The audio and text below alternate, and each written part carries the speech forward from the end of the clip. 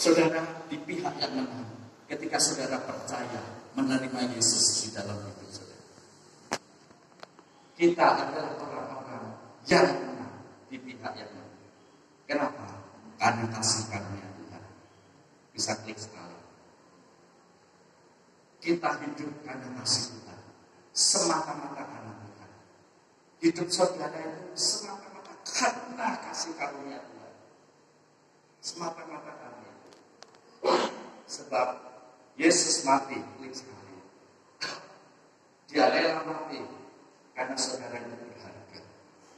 Oleh karena engkau berharga di mataku dan mulia, dan aku ini mengasihi engkau. Amin. Saudara, firman Tuhan berkata, kita ini dikasihi Tuhan. Bahkan tidak hanya dilukis. Karena daya. Kalau dilukis itu kan, digambar itu kan bisa hilang. Tapi saudara dan saya, itu diukir. Tahu nggak diukir? Yang tukang tahu ya, orang Jepara itu, Jawa sana semuanya ukiran. Ukiran itu berarti apa? Dipahat, dibentuk, supaya kalau dilukis kan bisa hilang. Tapi kalau diukir, nama saudara terukir di hatinya Tuhan, itu karena Tuhan mengasihi kita. Oleh karena engkau berharga di mataku. Jadi manusia boleh tidak memandang kita tidak berharga, atau manusia boleh menilai kita bukan seseorang yang berharga. Tapi di hadapan Tuhan, siapapun kita adalah orang berharga. Amin. Kemarin kita kan merenungkan firman Tuhan yang bagus sekali yang disampaikan Pak Sugioto, bahwa sekalipun Bartimeus itu siapa? Bartimeus itu siapa? Orang yang miskin, kan? Miskin. Karena kerjaannya ngemis. Kalau orang Jawa ngemis. Lebih dibilang lagi Bartimeus itu orang yang orang Jawa itu apa? Dibilang miskin sih masih enak ya. Wong kere kan jadinya gasar wong kere itu kan sakit kan ya. Daripada gasar orang miskin, gasar orang kere, dia miskin. Terus apa? Buta. Orang Jawa lebih sadis lagi apa? Picek. Terus kere picek sisa. Ya gimana? Diakui oleh orang, manusia, dihargai oleh orang. Bahkan murid-murid Tuhan Yesus bilang, berhenti kau bicara. Tapi Tuhan Yesus apa? Datangin dia. Maka Tuhan itu nggak pernah memilih siapa diri kita, siapa latar belakang kita, apapun keberadaan kita. Saudara dan saya berharga. Diukir nama saudara di tangannya, di hatinya Tuhan Yesus itu ada nama kita. Kenapa? Oleh sebab itu dia rela. Kalau saya bertanya, apa yang pantas saudara sampaikan kepada Tuhan? Kalau sebenarnya Tuhan itu pantas mati buat kita. Tuhan kok layak mati buat aku karena apa? Karena apa? Karena aku baik, karena aku pintar, karena aku ganteng, karena aku cantik, karena aku dermawan, karena aku gak ada semua. Tuhan mengasihi kita, walaupun saudara dan saya mungkin di hadapan manusia, di hadapan dunia tidak berarti apa-apa. Saudara dan saya sungguh berharga, sehingga karena kasihnya, saudara di pihak yang menang. Kasih karunia itu bukan pekerjaan saudara dan saya. Itu semata-mata karena Tuhan Yesus. Itu karena Tuhan Yesus yang bekerja, rela mati di atas kayu salib untuk menebus hidup saudara dan saya. Supaya saudara ada di pihak yang menang. Makanya tadi, untungnya di pihak yang menang. Itu apa? Klik sekali. Kuasa iblis telah dikalahkan. Kuasa iblis itu telah dikalahkan. Tidak ada kuasa yang bisa merekrut kita daripada kasih Tuhan Yesus. Makanya Jangan berpikir iblis itu digambarkan hanya seperti apa? Pocong, ya, apalagi ya, kuntilanak, sundut bolong, kalau zaman dulu kan gitu ya. Beli sate dong, gitu kan, dulu itu ya. Terus beli gulenya dong, terus diminum selama baskom-baskomnya, terus ternyata bolong. Itu cerita horor zaman kecil saya ya. Ya. Bukan setan-setan jenis itu ya. Itu pun sudah dikalahkan. Tapi iblis yang sering bekerja, iblis yang seperti apa sih? Bukan yang serem kayak gini, tapi iblis yang menyesatkan. Jadi ketika saudara di dalam Kristus, kuasa iblis termasuk di dalamnya kuasa yang menyesatkan hidup manusia, sehingga manusia hidup di dalam dosa, itu sudah dikalahkan. Maka orang yang berpihak di dalam Kristus, berpihak kepada yang menang, dia tidak akan hidup lagi di dalam dosa. Dia tidak lagi hidup di dalam perbuatan iblis yang menyesatkan. Mari kita renungkan hidup kita. Saudara di pihak yang menang, dosa sudah dikalahkan. Sehingga kita statusnya adalah orang-orang yang sudah dimerdekakan dari dosa. Pak, kalau aku jatuh lagi gimana? Tobat, sadar bahwa saudara sudah beroleh pengampunan. Saudara, balik lagi yang tadi, yang gambar perempuan tadi. Saudara tahu ini siapa? Ini perempuan yang berzina, berdosa. Lalu diperhadapkan kepada Yesus oleh orang banyak. Perempuan ini perempuan berdosa. Yesus tidak menghukum dia ketika dia sadar akan dosanya. Yesus hanya bilang apa? Lempari yang merasa tidak berdosa. Dan tidak ada seorang pun yang melempari perempuan ini, termasuk Yesus, yang harusnya mungkin bisa melempar karena dia anak Allah. Aku mengampuni, pergi, jangan berbuat dosa lagi. Sederhana. Maka hidup dalam kasih karunia Allah itu bertobat dan bangkit lagi. Jangan dosa membuat saudara itu larut terus di dalam dosa. Ya udahlah, udah kandung apa basah, mandi sekalian ya, nyemplung sekalian.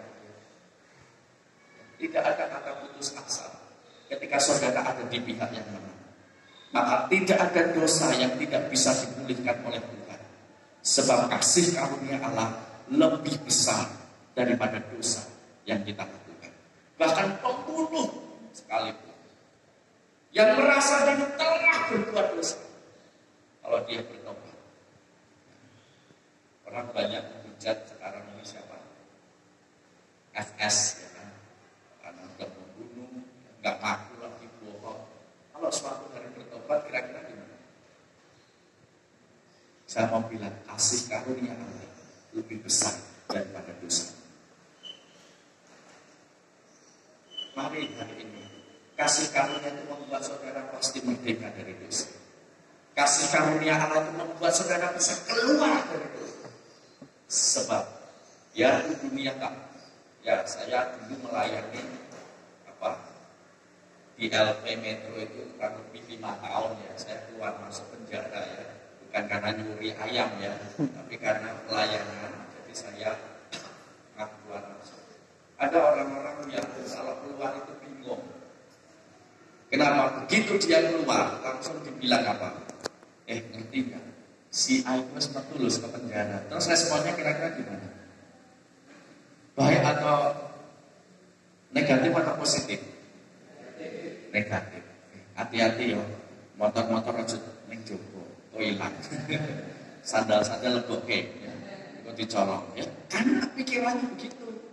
Maka saya mau bilang pada teman-teman yang ada, nanti kalau keluar, ya sekalipun dunia nggak menerima, Tuhan mengasihimu, tapi engkau harus berubah.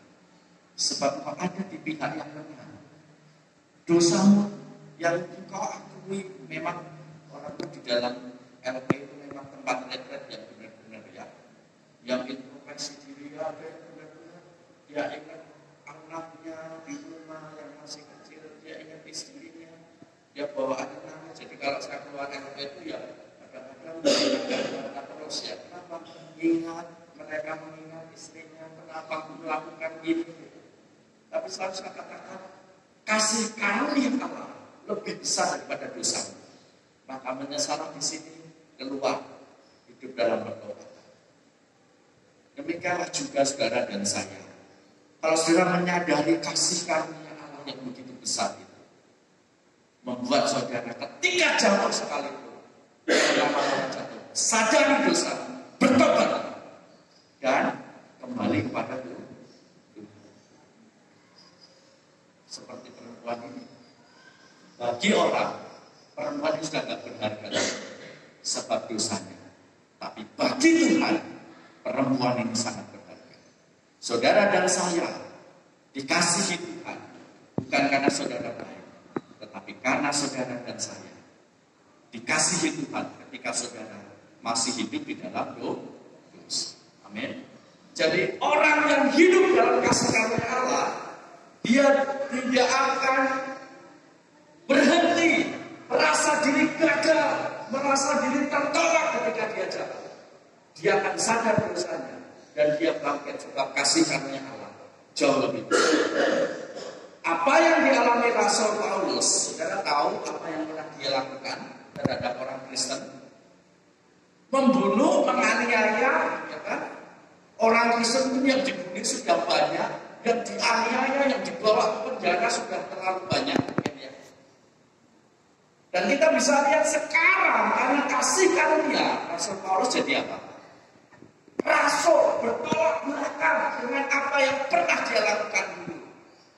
Jadi sebab kasih karunia Allah itu yang memungkinkan Rasul Paulus apa? Apa nggak pernah jadi orang yang tertuduh dia? Oh, kamu sekarang sok suci, kamu nggak ingat apa dulu selama bunuhin orang? Oh iya ya, aku ini perampok pembunuh, aku ini penganiaya ya. Perasaan itu akan terus ada bukan? Ya enggak. Pantas nggak dia kira-kira khotbah gitu? Kalau belum ada dalam kasih karunia Allah. Berat banget. Tapi hari ini saya mau kasih karunia Allah yang memungkinkan saudara, apapun latar belakangmu, apapun kejadian hidup yang pernah kita lakukan, kasih karunia Allah lebih besar dari kita. Maka jangan hidup lagi ya, udah di pihak yang menang kok. Harusnya menikmati kemerdekaan ya, menikmati sukacita dalam kasih karunia Allah. Masih hidup dalam tuduhan-tuduhan iblis. Hari ini kita mengucapkan firman Tuhan itu. Iblis itu menyesatkan dan saudara sudah menang dari dosa. Oleh sebab itu jangan lagi hidup tersesat. Yang kedua tadi dikatakan ya, kuasa mau. Klik lagi lanjutannya yang tadi. Ya. Kebangkitan Yesus telah menaklukkan kuasa mau, kematian. Ya. Jadi masalah terbesar hidup manusia itu apa sih? Apa karena nggak punya uang? Atau karena gagal usahanya? Atau karena putus cinta? Tidak. Masalah terbesar hidup manusia itu apa? Kemiskinan, kemelaratan, sakit penyakit. Masalah terbesar hidup manusia adalah maut dan kebinasaan. Karena maut dan kebinasaan itu tidak bisa diselesaikan dengan cara manusia. Kalau kemiskinan bisa, berjuang aja, tekun rajin, ya, sungguh-sungguh semangat. Suatu hari kan banyak cerita sih. Dulunya dia siapa, sekarang dia siapa. Dulunya mungkin orang yang tak punya, sekarang kan banyak ya. Kemarin apa yang viral itu loh, yang dari Surabaya itu loh, yang kemarin waktu Lebaran itu pulang bawa apa mobil Lamborghini itu loh, yang dari Jakarta. Dulunya tukang gorengan. Terus nggak kan banyak cerita seperti itu kan? Ya karena dia kerja keras. Karena dia sudah, wah sekarang aja kerja keras gak cukup Pak, ya memang lebih keras lagi. Ya. Artinya bisa nggak dicapai? Bisa. Wah putus cinta itu Pak masalah terbesar saya. Tenang Bang, masih banyak perempuan-perempuan yang siap jadi ibu saya ya Bang ya. Yang mau jadi mertua banyak, ya. Anaknya yang nggak mau. Ya, jadi deketin mertuanya dulu yang penting ya kan. Kalau mertua udah oke, ya nanti udah yang penting tips-nya itu ya. Ya artinya nggak masalah terbesar. Ketika gagal ternyata nanti temukan yang ya, bahasanya kan ketemu yang jauh lebih baik. Artinya itu bukan masalah. Masalah terbesar itu manusia dalam kebinasaan. Dan itu tidak disadari bahwa manusia itu tidak bisa menyelamatkan dirinya sendiri. Bahkan dengan cara apapun. Dengan cara apapun. Maka kebangkitan Kristus pelik sekali menyelesaikan permasalahan terbesar dalam hidup manusia. Bahwa saudara dan saya ada di pihak yang benar. Gak perlu ngapa-ngapain, percaya Yesus. Beroleh hidup yang kekal. Itu jaminan. Jadi ketika saudara memiliki Kristus, saudara telah mengalahkan persoalan yang besar. Yang tidak bisa diselesaikan dengan cara manusia. Maka tadi, kalau masalah terbesar sudah selesai, gimana dengan sakit?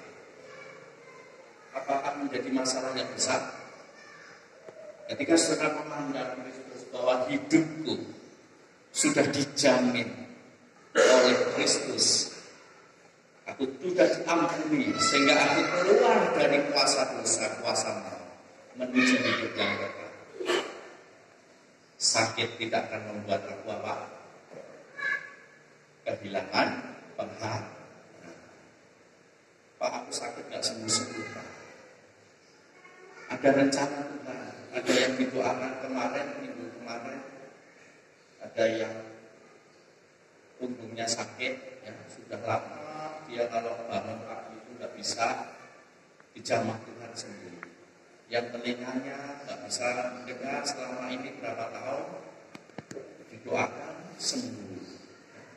Ada yang datangnya ngomongnya pelo, dijamah Tuhan, Tuhan beri kesembuhan. Ada yang mungkin gak sembuh. Tapi mau saya katakan bahwa saudara lebih daripada pemenang. Lebih daripada pemenang artinya di pihak yang menang. Karena Tuhan sudah memberi kelepasan atas masalah terbesar hidup kita. Maka sakit membuat kita semakin teguh iman pengharapannya kepada Yesus. Gagal jangan membuat saudara semakin terpuruk. Sebab masalah terbesar saudara Tuhan sudah selesaikan. Maka pelik sekali, jangan putus asa saat masalah mustahil itu selesai. Sebab saudara ada di pihak yang benar. Yang mungkin masalahnya nggak selesai seperti yang saudara harapkan. Tapi percayalah di balik Tuhan sedang bekerja membuat hidup saudara semakin berkenan kepadanya. Sakit tidak membuat saudara putus asa, tapi justru sakit itu semakin memurnikan imanku. Saudara tidak kalah dengan sakit, bukan berarti saudara mungkin sembuh dari sakit, terus saudara menang. Barangkali masalah itu masih ada, sakitnya masih ada, tapi saudara bersuka cita, sebab iman saudara justru semakin kuat. Itulah yang dinamakan kemenangan. Atau saudara dikasih benar-benar kesembuhan, dan itulah yang membuat iman saudara menjadi kuat. Mungkin masalah yang saudara hadapi sampai detik ini kok nggak hilang-hilang Pak. Ya namanya orang hidup kan, masalah tak akan pernah hilang. Selalu ada. Tapi kita adalah orang-orang yang menang. Jangan putus asa, sebab selalu ada penyertaan Tuhan di balik semuanya itu. Karena Tuhan kita di pihak yang menang. Kalau tadi saya bilang, saya di pihak yang menang, gak ngapa-ngapain itu menang. Bahkan membawa berkat-berkat itu.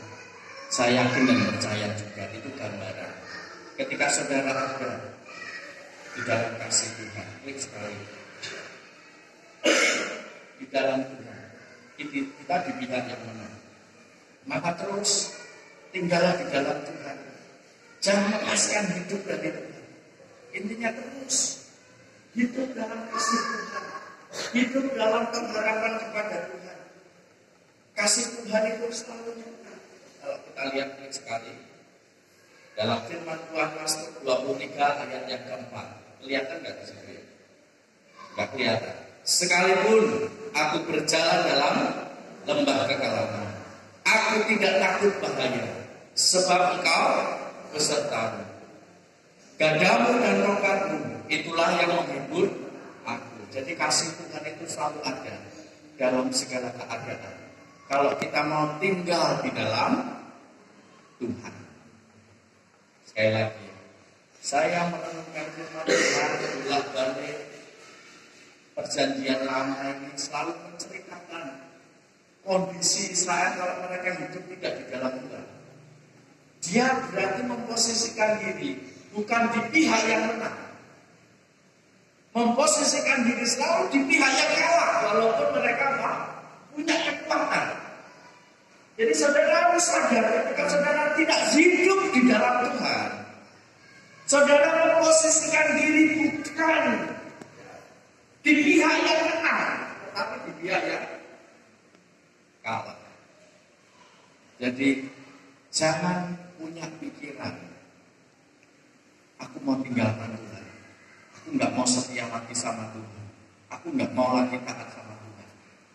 Berarti semakin saudara berpikir begitu, si penyesat tadi mau supaya saudara itu di pihak yang kalah. Walaupun ada masalah, selalu saudara berpikir, aku harus semakin dekat dengan Tuhan, aku semakin mau tinggal di dalam Tuhan, aku semakin mau melekat kepada Tuhan. Saudara ada di pihak yang benar. Walaupun mungkin masalah masih ada, tetapi percayalah Tuhan, masalah yang paling besar Tuhan sudah selesaikan. Apalagi masalah hidupku sekarang ini. Kuatkan, teguhkan aku.